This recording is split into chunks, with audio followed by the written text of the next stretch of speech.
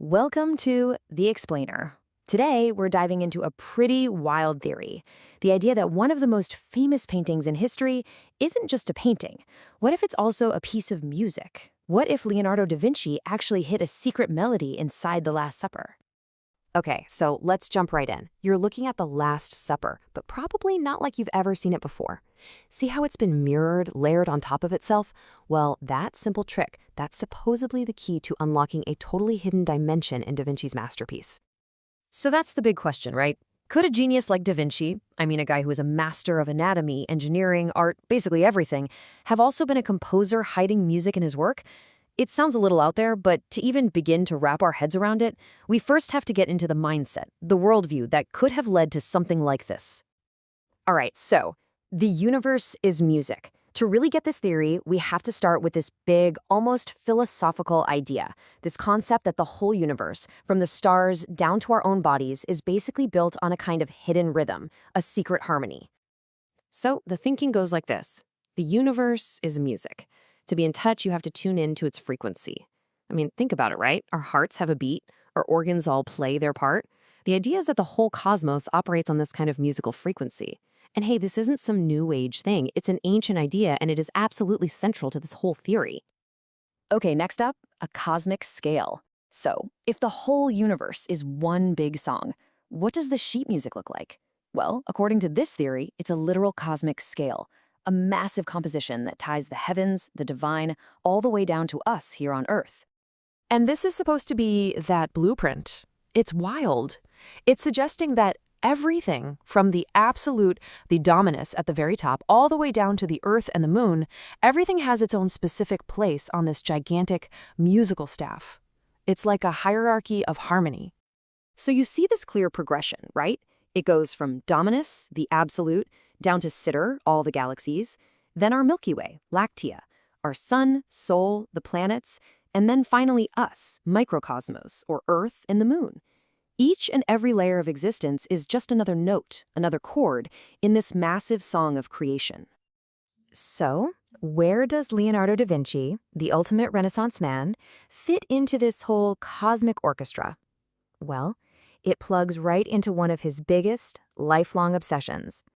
The idea of the macrocosm and the microcosm. This was a huge deal back then. The belief that a human being, the microcosm, is a perfect, miniature reflection of the entire universe, the macrocosm. And of course, Da Vinci's Vitruvian Man is the most famous expression of this idea. It's all about that hidden universal symmetry. Okay, and here's where we take the big leap. The theory says, hey, if man is a mirror of the universe, then what happens if we mirror his drawings? And when you do that, when you take something like the Vitruvian Man and reflect it, suddenly, strange new patterns and figures start to pop out, things that just weren't there before. Look at this. It's a perfect example. A simple act of mirroring transforms a technical, scientific drawing into something else entirely. Something that looks almost symbolic, with all these new shapes just appearing out of thin air. Now, remember this technique, okay? Because this is the exact same tool. It's about to be used on the Last Supper. All right, the Last Supper's melody. This is it. This is the big one. What happens when we take that exact same mirroring trick and apply it to one of the most famous paintings in human history? So when you mirror the painting and lay it over itself, something really interesting happens. All that chaos, all that frantic energy of the apostles reacting, it suddenly seems to organize itself. It resolves into this new kind of order. And the people who came up with this theory, they argue that these new visual rhythms, the way the hands and heads and even the bread on the table line up, that this is no accident. And then, here it is, the big reveal. Someone had the idea to superimpose a musical staff right over the painting. And when they did, the theory claims a readable piece of music just appears. This, they say, is Da Vinci's hidden song. So how exactly are they finding these notes? Well, here's the method. First, you lay a 5-line musical staff over the image. Then, you look at the positions of the apostles' hands. Those become notes. The loaves of bread on the table? Those are notes too. And when you put it all together, what you get is a 40-second musical composition.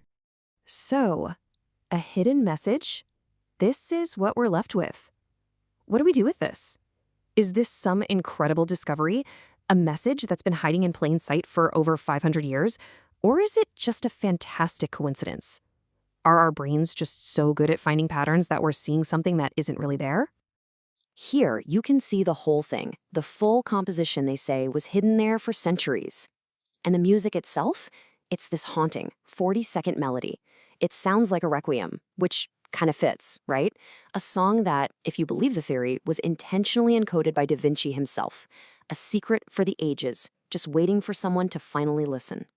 So, in the end, what do you think? An intentional secret or a beautiful coincidence? Is this the work of one of history's greatest minds leaving a final hidden clue? Or is it just proof of how amazing our own minds are? How we can find patterns and create meaning in almost anything? Honestly, either way you lean, one thing's for sure, you'll probably never look at this painting the same way again.